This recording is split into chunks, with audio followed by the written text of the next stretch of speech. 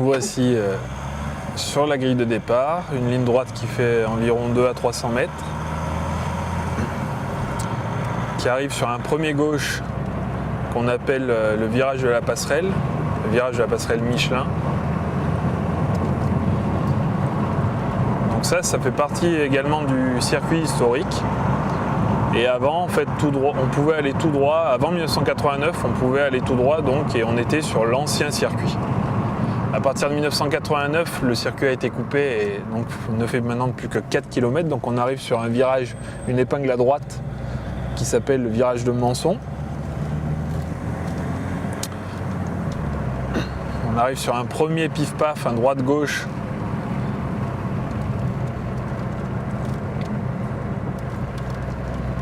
Qui permet de déboucher sur une montée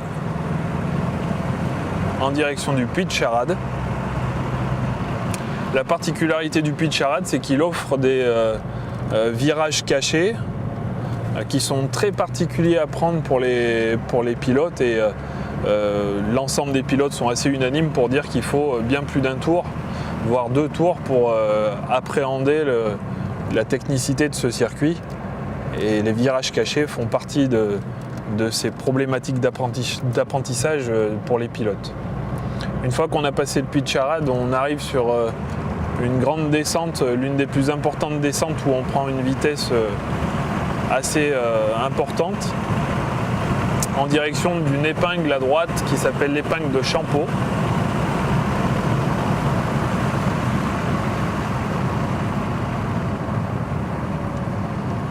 Qui va déboucher, vous allez le voir tout de suite à la caméra, sur le retour de l'ancien circuit.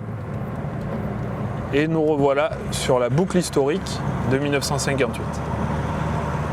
Ça arrive sur un S qu'on appelle le S de la ferme.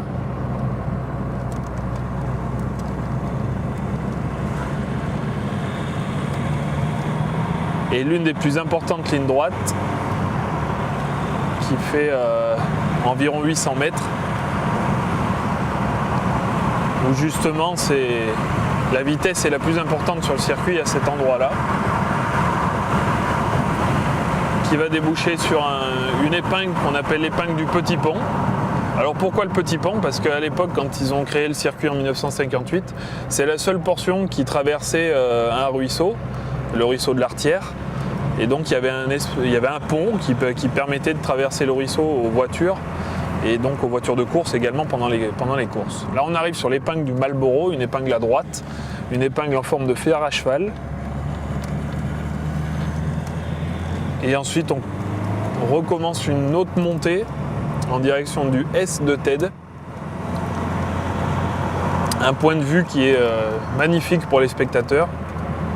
Qui pourront se mettre là tout au long du week-end du 60e anniversaire sur la gauche de la piste.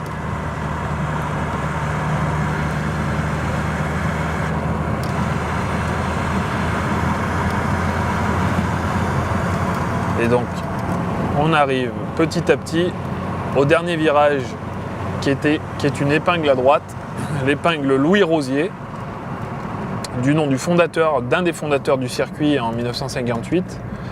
Et la particularité de Louis Rosier, c'est qu'il n'a jamais pu voir la fin du circuit, il n'a jamais pu voir l'inauguration du circuit puisqu'il s'est tué quelques temps avant dans une autre course automobile.